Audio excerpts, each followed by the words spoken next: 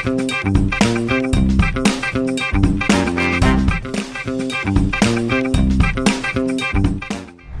guys, welcome to the Madhu Chaudhary podcast. Today we have at our show Vikramjit Singh, जो कि बहुत ही great musician हैं। उन्होंने बॉलीवुड में लगभग सारे सिंगर्स के साथ काम किया है, 25 देशों का टूर किया है उन्होंने, और 18 टाइप के परकशन इंस्ट्रूमेंट्स बजाते हैं वो। यहाँ तक कि उनको इंडियन और वेस्टर्न फोक इंस्ट्रूमेंट्स बजाने में महारत हासिल है।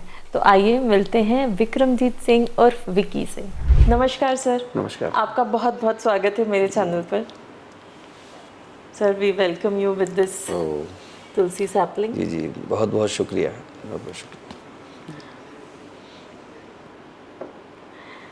सर मैं तो आपकी फ़ैन उस दिन से बन गई थी जब मैंने ये वाला गाना सुन रहे थे, चलते चलते यूं ही कोई मिल गया था। अच्छा। एंड जो आप पीछे से जो एक क्लैपिंग वाला जो बीट दे रहे थे, जी जी, यार ये तो बिल्कुल सेम है, कैसे हो पा रहा है। एंड आई वाज लाइक, मतलब मेरी सिंगर पर तो बिल्कुल नज़र नहीं थी, I don't know who was the singer, but then आप पे ही मेरी नज़र टिक गई थी। और बहुत छोटा सा पार्ट है वो। मेरे ख्याल से सबसे रिजेक्टेड पार्ट होगा तो वो क्लैप होगा। क्लैप कौन सुनता है, लेकिन वो गाना जो बना है ना, मीना कुमारी डांस कर रही है और 2 पैर की थाप है उसकी, चलते चलते, तो वो 2 ही साउंड है। और तो जो रिदम बज रही है ना, उसमें बस 2 क्लैप उन्होंने डाल के उस थाप को दिखाया है। अगर वो हटा दोगे तो वो गाने में से असर निकल जाएगा। इतना असर है उस क्लैप का। बट देन वो असर तो ऐसे आपने जो एक माहौल जो बनाया था ना, इट सेज इट ऑल। क्योंकि जनरली लोग ध्यान नहीं देते उस पे। नहीं, लेकिन मैंने ये आजू बाजू भी देखा कि लोग, people were like all focused upon you. So ये तो कलाकार की जो खासियत होती है। जी जी। अच्छा सर, जो मैंने जनरली देखा है कि आप परकशंस में ज़्यादा इंटरेस्टेड हैं, इतने सारे परकशंस बजाते हैं जी। पहले तो आप हमें थोड़ा सा एक लिस्ट बताएं कि आप कौन कौन से परकशंस बजाते हैं। परकशंस देखिए, परकशन एक हैंडवर्क है। हैंडवर्क है, हाथों को उस तरीके का बना लिया जाता है। उसके बाद सिर्फ ऑब्जर्वेशन साउंड की रह जाती है। हर चीज़ में साउंड है, इस टेबल में साउंड है, इस ग्लास में है, आपके यहाँ मैं बता रहा हूँ स्टूडियो में सब जगह साउंड है। बस मुझे वहाँ हिट करके देखना है, इसका लोज कहाँ है, मिड कहाँ है, हाइज कहाँ है, वहाँ से साउंड क्रिएट हो जाएगा। आपके हाथ में वो बात आ जाती है रियाज करते करते। तो परकशंस का सबका एक ही ग्रामर होता है? परकशंस का एक ही ग्रामर है कि साउंड ऑब्जर्व करना, कि उसकी प्लेइंग का स्टाइल क्या है। कोई पाम से बजता है, कोई फिंगर से बजता है, कोई स्टिक से बजता है, और डिफरेंट स्टिक से बजते हैं। अच्छा। तो जब तक आपका हाथ प्रॉपर जॉइंट्स खुलेंगे नहीं और उस मूवमेंट में आएगा नहीं, तब तक उस साउंड की फिनिशिंग कभी नहीं आएगी। हाँ। तो सर आप तो 18 साल से इस फील्ड में हैं जी। तो आपका बहुत लंबा और गहरा अनुभव है जी। तो आप हमको ये बताएं कि किसी को जैसे सीखना है तो बेसिकली वो किस परकशन से शुरुआत करे, और आपने कैसे सीखा, कैसे इंस्पायर हुआ, हमें पूरा सब कुछ जानना है। मेरा तो ऐसा है कि घर में तो म्यूज़िक था नहीं, गांव छोटी सी जगह का हूँ, तो लोग मजाक में उपहास में बढ़ गए कि चलो ठीक है यार, इनके लिए तो कुछ करना पड़ेगा, एक ज़िद है कि चलो ठीक है। बेसिक कोई भी चीज़ का कोई एक इंस्ट्रूमेंट, ताल वाद्य हो तो आपका हाथ खुलने के लिए कोई भी एक इंस्ट्रूमेंट काफ़ी है। हाथ खुल जाना चाहिए। आप ढोल बजाएं, ढोलक बजाएं, तबला बजाएं, ड्रम्स बजाएं, सबका जो सिस्टम है ना वो एक ही है। इन फिंगर्स को खोलना है बस ये। तो वो किसी भी एक इंस्ट्रूमेंट पे आप अच्छा रियाज करें तो आप वहाँ पहुँच सकते हैं। ओके। तो आपने सर कहाँ से सीखा, स्टार्टिंग कहाँ से किया? मैं तो ऐसे ही निकला था बस, मनगढ़ंत। फिर मुझे किसी ने बोला यार थोड़ा सा तबला सीख लो, तो थोड़ा सा तबला सीख लिया। ये किसी ने बोला यार ड्रम सीख लो, थोड़ा सा ड्रम सीख लिया। मजाक करते करते ऐसे ही भाई कुछ विद्वान लोगों के बीच रहा तो मतलब समझ लो कि शिकंजे में फंस गया बड़े बड़े लोगों के। अच्छा। पर एक जिद थी कि नहीं यार, अगर कोई ग्रांटेड ले रहा है तो इसको शो दिखाना पड़ेगा, अपन कर सकते हैं। तो बस ये है कि कुछ ऑब्जर्वेशन से सीखा। और तेलंग साहब हमारे जो तबले वाले गुरु थे, उन्होंने एक बहुत अच्छी मुझे फील जो उन्होंने बताया हाथ पे बजा के, बस वही मेरा मतलब मास्टर स्ट्रोक लाइफ का वही है। अच्छा। उसी से चल रहा हूँ मैं। अच्छा। हाँ, तो मुझे बहुत देर में समझ में आया, लेकिन आया तो फिर देर आए दुरुस्त आए वाली बात है। सर आपकी जो इतना लंबा सफ़र उसके बारे में हम जानेंगे, लेकिन सबसे पहले हम जानना चाहते हैं आज का जो आपका प्रोग्राम है, जो जी। आपने जो कॉन्सेप्ट लाए हैं जी, एहसास, जी। जिसमें रिश्ता वही वही सोच नहीं, जी, जी। ना, तो इसका क्या कॉन्सेप्ट है, कहाँ से आपको ये आइडिया आया और क्या विजन है आपका इसको लेकर? आइडिया आया, देखो मैं मिड जनरेशन का हूँ जिसने रेट्रो को ख़त्म होते देखा है। 90s का मिड जनरेशन आया तो उदित नारायण, कुमार शानू, नई जनरेशन आई, वो म्यूज़िक देखा और अभी अरिजीत सिंह भी देख रहा हूँ। तो शोज़ करते करते मैं अक्सर देखता हूँ ऑडिटोरियम में कि माँ बाप और बच्चे साथ में नहीं बैठते, राइट। कभी नहीं बैठते। वो 5 गाने सुनेंगे, बोले यार आपका टाइम ये क्या, लता जी गाने क्यों? गाने प्रॉब्लम नहीं है, गाने तो सब अच्छे, म्यूज़िक कभी भी ख़राब नहीं है ना, आज ख़राब है, शब्दों के अलावा कुछ भी ख़राब नहीं होता। जिस कलम से आप इतिहास लिखते हो उसी से थर्ड क्लास लिरिक्स भी लिखी जा सकती है। तो शब्दों का खेल है ये। तो मेरे को आया यार दोनों जनरेशन का ये गैप है, इसको एक तो बोलचाल की भाषा से हम ख़त्म करते हैं। स्पोर्ट्स म्यूज़िक ये सॉफ्ट पावर्स हैं, तो जैसे पुराने उसको नए रंग में ढाल दिया हमने, एलिवेशन नया आया, वही ज़मीन वही प्लॉट, जो हम बोलने में जो वर्ड्स हैं पुराने सारे हट गए, मम्मी बाबूजी अम्मा सब हट गए और मॉम और डैड आ गए। तो क्यों ना म्यूज़िक को भी जनरेशन वाइज वैसे ही मॉडर्न इंस्ट्रूमेंट्स के साथ कर लिया जाए, उसी चीज़ को पुराने को, और कुछ नए जो खूबसूरत लिरिक्स हैं दोनों को एक साथ बैठा दिया जाए, वो ख्याल आया मेरे को। तो इसमें आपके इंस्ट्रूमेंट्स फोक हैं? फोक भी हैं ओके। और अलग अलग कंट्रीज़ के फोक हैं, ओके। और जो ट्रेडिशनल फोक तो फोक ज़्यादा है, जो प्राय अब देखने को तो नहीं मिलते। अफ्रीकन भी हैं, लैटिन अमेरिकन हैं, और अपना इंडियन फोक के हैं, बाउल म्यूज़िक इंस्ट्रूमेंट हैं। ओके। हाँ सारे हैं, नाइस। स्पेनिश हैं, जी। और ड्रम्स तो यही है। हाँ। आप इसको कहाँ, मतलब 10 years डाउन द लाइन आप इसको कहाँ देख रहे हैं, इस कॉन्सेप्ट को, एहसास को? ये पहला एक्सपेरिमेंट है, घबराहट भी है कि लोग पचा पाएंगे कि नहीं, कुछ लोग बोलेंगे, क्योंकि सबको अपने अपने दौर की बात अच्छी लगती है। अरे यार कुछ नहीं है, हमारे टाइम में ये था, हमारे टाइम में वो है। थोड़ा सा एडजस्टमेंट दोनों को करना पड़ेगा, नए को अपनाना है थोड़ा सा, और पुराने वाले इसलिए खुश हैं कि तो आपके दौर की लिरिक्स और कंपोजिशन तो आपके दौर की है, और इंस्ट्रूमेंट्स आज के दौर के हो जाते हैं, तो क्या बुरा है। दोनों को मिलके तो एक नई कहानी बनेगी। बिल्कुल। हाँ बस ये। तो सर आप इतने बड़े कलाकार हैं, तो जैसे ये जो आप जिक्र कर रहे हैं पीढ़ी का, जी। तो हमेशा पिछली पीढ़ी को लगता है कि अगली पीढ़ी जो है जी, थोड़ी कम अक्ल वाली है और थोड़े जी। कम संस्कार है। जी, जी। तो ऐसा क्यों लगता है और इसमें कितनी सच्चाई आपको लगती है? लाइफ मशीन जैसी हो गई, चारों तरफ से गैजेट से घिरे हैं, इरिटेशन हो जाता है। आप देखिए, आप कोई फ़ोन नहीं उठाता तो हम कहते हैं पगला जाते हैं, फ़ोन रिसीव नहीं किया किसी ने।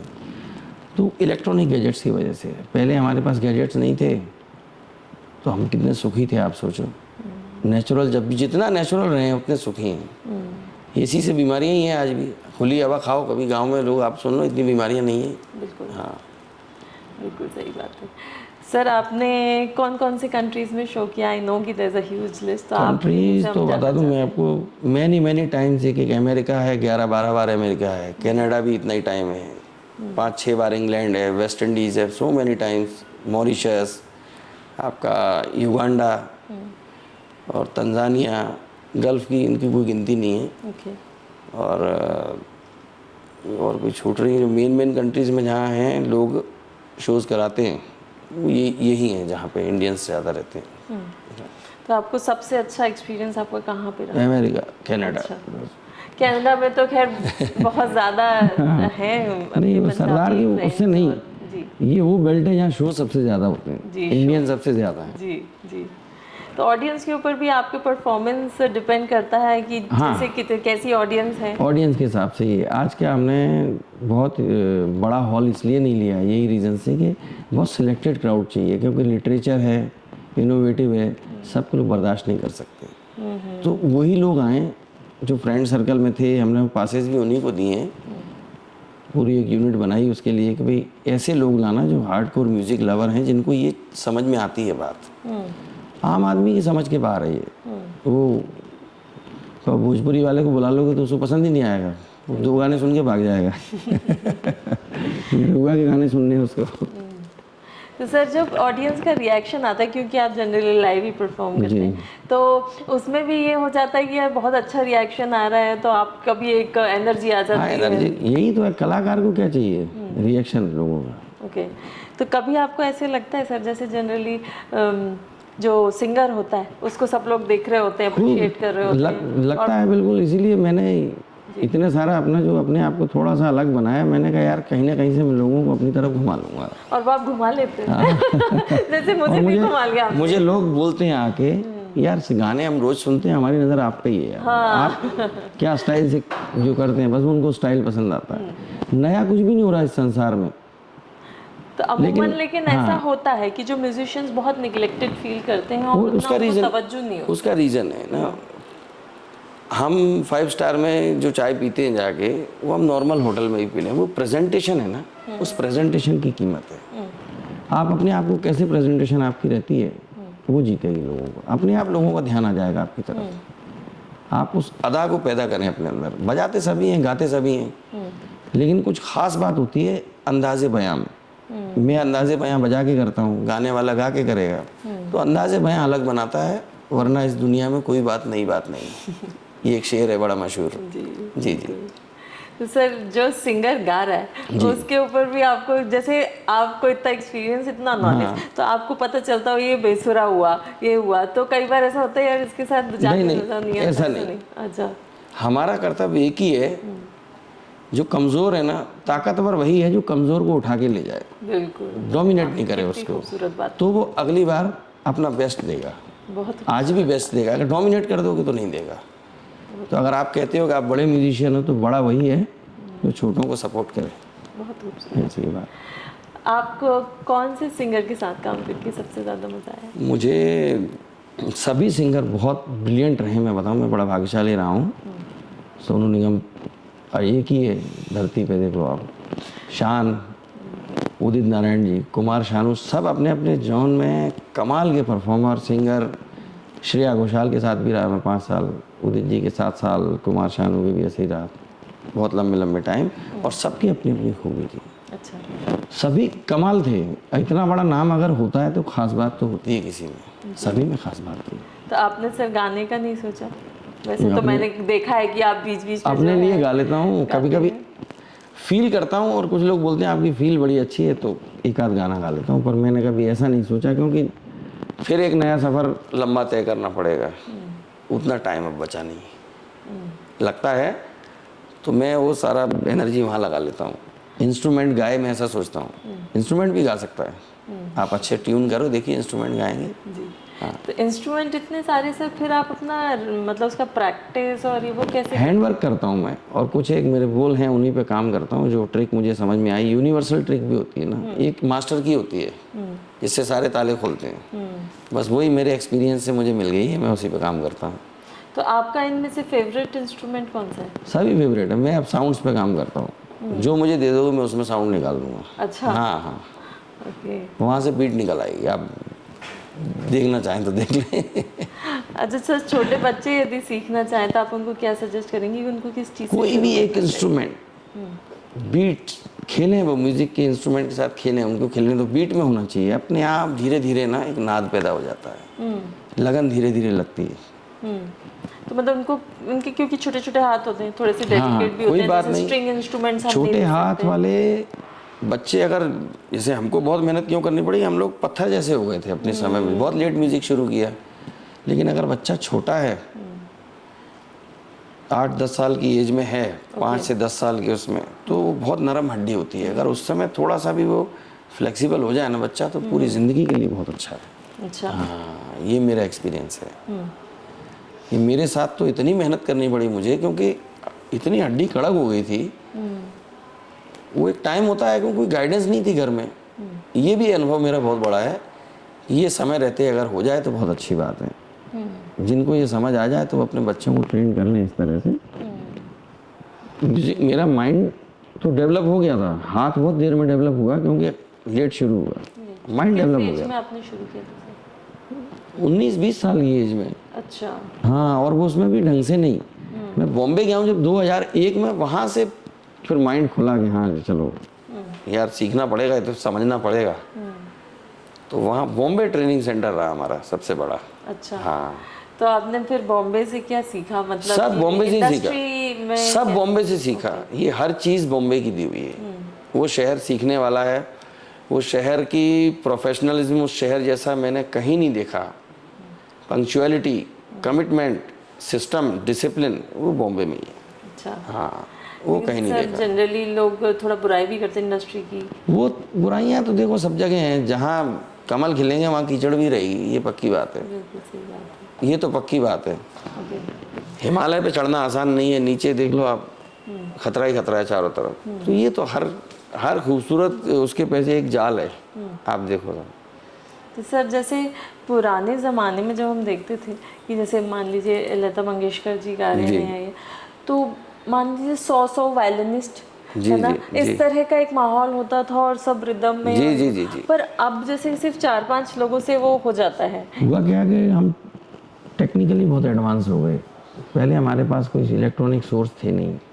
अब क्या है कि 4 वायलिन बजवा लो, फिर उसको एक बार और बजा दो, और फिर उसको डबल डबल करके वो उसको मिक्स कर लो।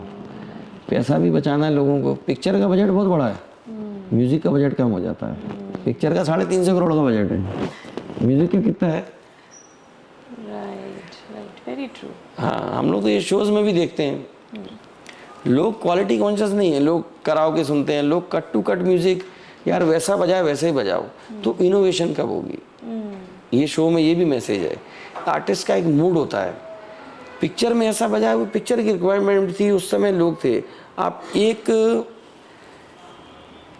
बढ़िया कुक को बुलाओ, 10 कुक बुलाइए इंटरनेशनल, और एक ही रेसिपी बनाने को बोलिए, क्या 10 के टेस्ट एक से हो सकते हैं? बिल्कुल नहीं। और 10 ब्रिलियंट हैं वर्ल्ड में।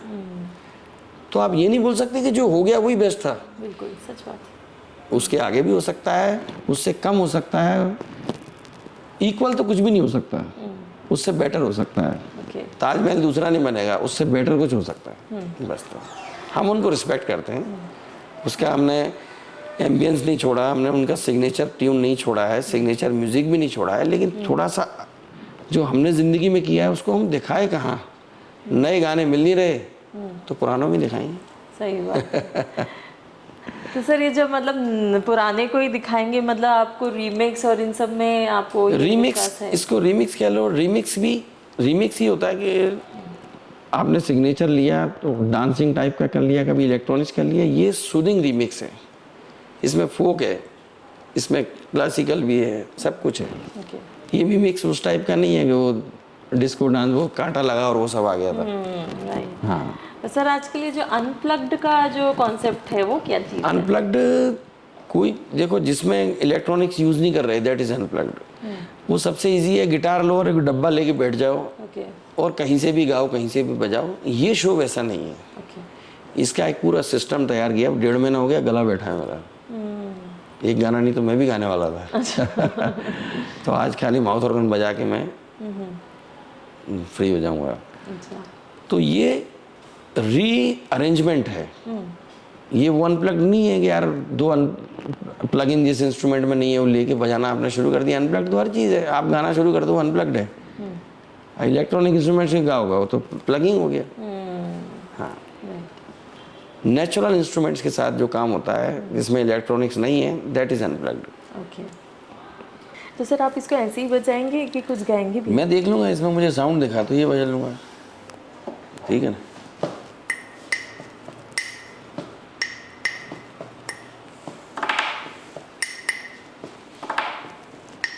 ये बीट क्लियर हो गई, ठीक है ना।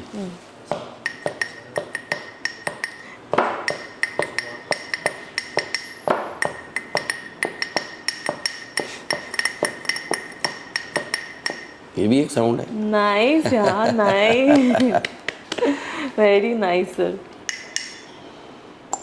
ये अलग साउंड है।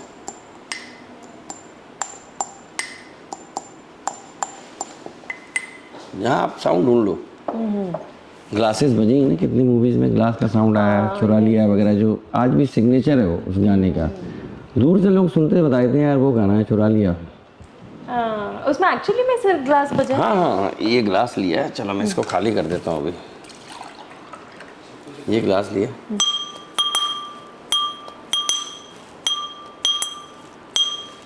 चुरा लिया है तुमने जो दिल को। इसमें सुर है, देखिए आप। नाइस यार, एकदम एग्जैक्ट, हैं? एकदम Exact एग्जैक्ट, है। एग्जैक्ट। बस साउंड हमको ढूंढना है, हर जगह साउंड है सृष्टि में, जैसे भगवान विद्यमान है हर जगह संगीत है। तो इसके लिए भी आपको पूरा सारे गामा सब मैं पता होना चाहिए। हर जगह ढूंढ लेता हूँ, मैं लिफ्ट में जाता हूँ, मैं वहाँ भी मैंने ट्रेन का साउंड ढूंढा लिफ्ट में। लिफ्ट में, ट्रेन लिफ्ट में मैंने बस 2 ऐसे मुक्के मारे, धधम धधम उसकी बॉडी पे, तो ट्रेन जैसा साउंड क्रिएट हुआ है। क्योंकि उसमें एक हॉलोनेस है और मेटल है, तो ट्रेन भी मेटल है, तो वो एम्बियंस मिला उसको। जैसे पुल के ऊपर से ट्रेन गुजरती है ना, तो एम्बियंस बनता है, तो वो आप कभी देखना, आप लिफ्ट में जाना तो। आप ही के साथ चलूंगी सर। हाँ, बिल्कुल बिल्कुल। जी जी जी। तो मेरी एक आदत हो गई आजकल, परकशनिस्ट जब से मैंने सोचा है, मैं हर चीज़ में साउंड ढूंढता हूँ। तो होता ना, पढ़ाई वाले को बोलते थे हर चीज़ में पढ़ाई ढूंढो, तो मैं हर चीज़ में म्यूज़िक ढूंढने लगता हूँ। कार की डिग्गी में, कार के स्टीयरिंग पे, कभी जहाँ मुझे लगा अच्छा साउंड है, इसको रिकॉर्ड किया जा सकता है। म्यूज़िक आई ऐसे इंस्ट्रूमेंट, सबसे पहले इंसान जब मुंह से बजाता है तो वो साउंड इंस्ट्रूमेंट में लेके आता है बाद में। सबसे पहले इंस्ट्रूमेंट का साउंड मुंह से आता है। ओके। लेकिन सर क्योंकि इतना आप वर्सटाइल हैं, तो क्या ऐसा भी हुआ है कि या ऐसा होता है कि हम जब बहुत सारे जॉनर्स में जाते हैं तो हम कहीं परफेक्शन मिस हो जाता है? परकशनिस्ट का कोई जॉनर नहीं है, एक बेसिक करो आप अच्छा, वही बेसिक बोल एक ही पूरी दुनिया में, सारे गामा पा एक ही है, वो दोबारा नहीं सीखना आपको जाके। यही बोल दूसरे इंस्ट्रूमेंट पे बजते हैं, उनके नाम अलग हो जाते हैं जाके। ड्रम में जाते हैं तो त्रिकेट पैराडिडल में कन्वर्ट हो जाती है, पैराडिडल। हिंदुस्तान में आते हैं तेरा केट, घेगे तेटे घेगे नाना। अंग्रेजी में मम्मी डैडी एक्सरसाइज है, सब वही है। मेरे को अब कुछ अलग नहीं लगता, आपको बता। सर आपको ऐसे नहीं लगा कि मेरा आइडेंटिटी किसी एक उससे नहीं हो पा रहा है? परकशनिस्ट नहीं, ड्रमर परकशनिस्ट हूँ मैं, ड्रमर कम परकशनिस्ट। मुझे साउंड पे काम करना है अब। डिटेल जितनी डिटेल मुझे आती है, उसी डिटेलिंग को लेकर मैं हर इंस्ट्रूमेंट पे, उसके मैंने फिंगर को वैसा बनाया, पाम्स को वैसा बनाया, वही बोल मैं सब जगह बजाता हूँ। बोल कहीं अलग नहीं है मेरे पास, और हो भी नहीं सकते। भाई कंटेंट तो वही है ना, कंटेंट कहाँ बदला है? पूरे वर्ल्ड में घूम लीजिए, सारी चीज़ें वही हैं, लेकिन भाषाएं अलग अलग हैं, उनके अंदाज थोड़े से अलग हैं, बस उन अंदाज। परकशनिस्ट होने के लिए तो समझना पड़ेगा आपको, टफ जॉब है कि आपको 3-4 एंगल से एक ही मेहनत करनी है।